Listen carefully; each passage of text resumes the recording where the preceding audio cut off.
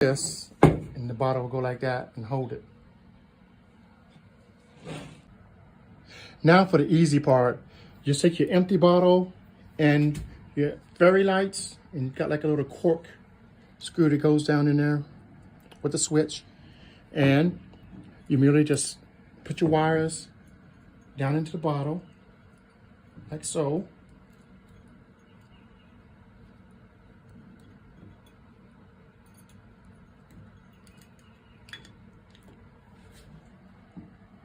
Cork it up, and you're ready to go. And here it is. It will be much prettier in the darkness. It's not completely dark out in the shop, but just to give you an idea of what it looks like. What do you think?